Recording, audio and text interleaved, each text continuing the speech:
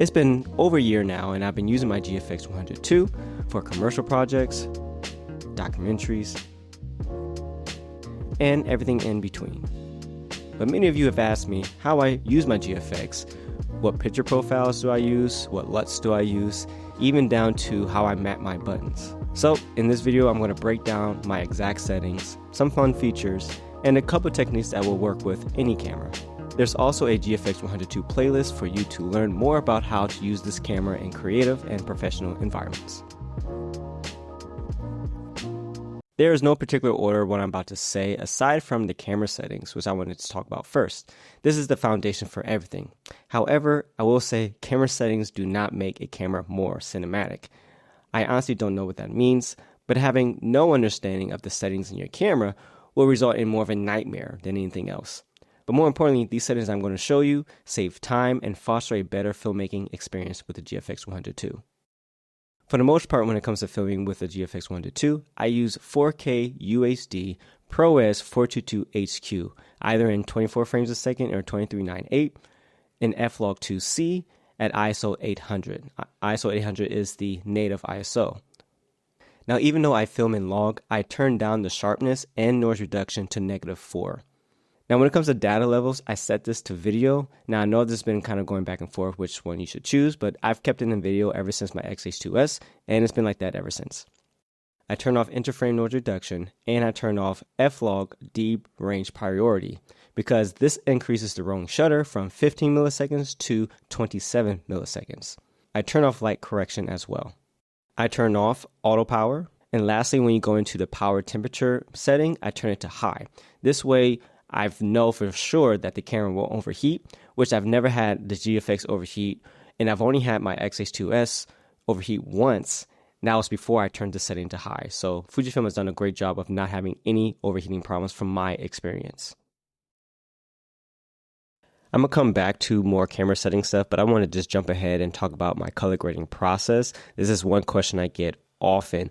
And guys, I am not, and I say this to everyone, I am not a colorist. I don't consider myself a professional colorist at all, not even on a technical level. I just know enough to get good color out of my camera. And I just wanted to show you just really simple process that I use. It's super basic, so some of you guys might just be put off of how basic it is, but sometimes you just got to use what works for you and kind of move from there. Starting with the basics, I film in F-Log2C. This has the most color information. It's a really wide gamut.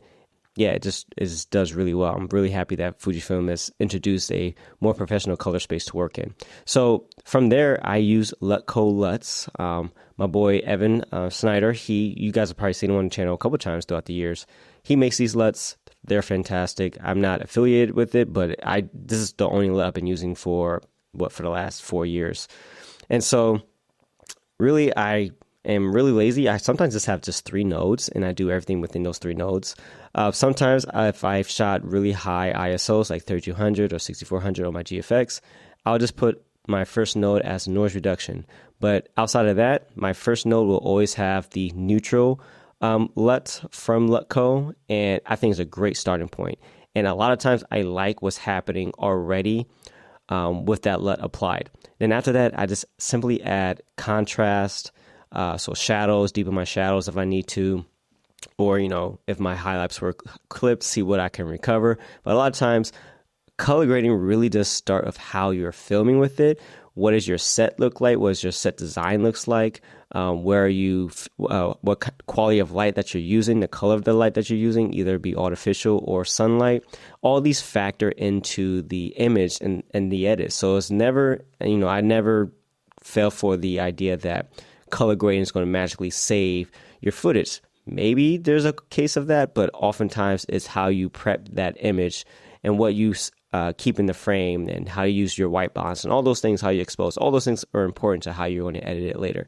And so I like the image coming right out of camera just as is a lot of times. And I don't want to do anything to it. I don't want to sit here for hours color grading.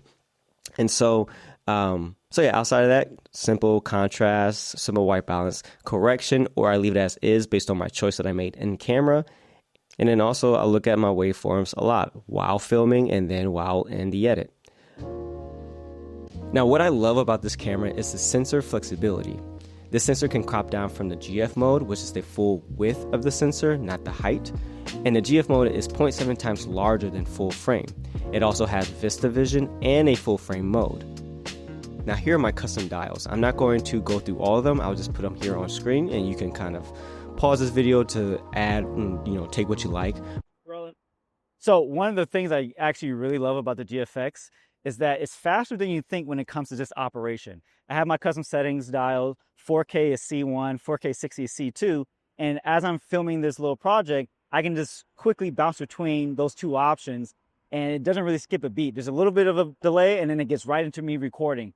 That saves a ton of time when you're just trying to do things pretty quickly. So getting a normal shot in 4K at 23:9:8 and then doing a 4K 60 right out the bat. So don't underestimate the speed of a GFX. Oh, that was so cheesy. But I do want to highlight C5, which is custom setting 5, which is the 8K mode that I utilize. Another aspect, I don't normally shoot in 8K because it's such a heavy crop, but we were trying to capture this shot where we get a bit closer, get more reach in our lenses. This is the 72 Atlas of Mercury. And in order for us to get a bit more reach, I put it into 8K mode, which is a 1.5-ish crop. And then now I have extra resolution for me to crop in even more to get the frame that I want. So that actually came in handy. If I had a longer lens plus this, it would be a lot better. But this is where I would use the 8K mode just to get a little bit more reach because it has that 1.5 crop. Now, I've addressed rolling shutter in several videos about the GFX100 II, but as a reminder, in 4K UHD, you'll have the best performing rolling shutter at 15 milliseconds. And as you crop into the sensor, the rolling shutter will increase, and 8K has one of the worst rolling shutters. But that doesn't mean you shouldn't use it. Obviously, if there's movement in frame, just be wary of how that can affect your image. So choose wisely. Now, regarding anamorphic filming with the GFX100 II, it's not as refined as I would like. Although it offers full-frame anamorphic options with de-squeeze viewing modes like 2x, 1.8, 1.5, and 1.33, these are only available in the full-frame mode. I wish these options were available in all recording modes. Why? Because, as I mentioned before, the rolling shutter increases when you crop into this sensor, including the anamorphic modes. Therefore, the best recording option is the 4K UHD if you're capturing a lot of motion. I crop into the frame with wider focal lengths to reduce vignetting, and even though I crop into the 4K image, there's still no degradation of quality. The IBIS is quite basic. There's no specific setting for anamorphic filming on this camera, like the Lumix cameras, which I do miss that feature. It felt very fine, very well controlled. Now, speaking of lens coverage, lenses that have an image circle of 43mm or smaller will always vignette in the GF mode, and maybe the Vista Vision mode as well. But Vista Vision lenses with an image circle of 46mm will perform much better with less vignetting and better edge-to-edge performance. Now, stop right now and download this app. This is my favorite app to use with this sort of knowledge. It's called F8. It has a massive library of lenses to check coverage, depth of field calculator, and sensor comparison, and so much more. Just a quick reminder of some accessories like transmission systems. The Pro versions of the DJI transmission systems still do not work with Fujifilm cameras. For whatever reason, it just can't take its signal. So if you own this or you think about buying this and you have a Fujifilm camera, do not use these for that until it gets fixed. You will probably hear from me first because I'm really the only one reporting on this. But what does work are the SDRs. I'm using the other one right now, the transmitter, but the SDRs work with the display information on and off. And then the Teradek system, the Teradek Ace and the Bolt as well, but the Aces are the cheaper ones. These work with Fujifilm cameras very well. This gives the best picture coming out of it because it can handle the 4K signal coming out of the cameras. And yeah, just something I wanted to just point out. Well, I hope this video was helpful. Let me know in the comments below, but also check out the GFX100 II playlist and stay tuned for the next video. All right, I'll catch you guys on the next one.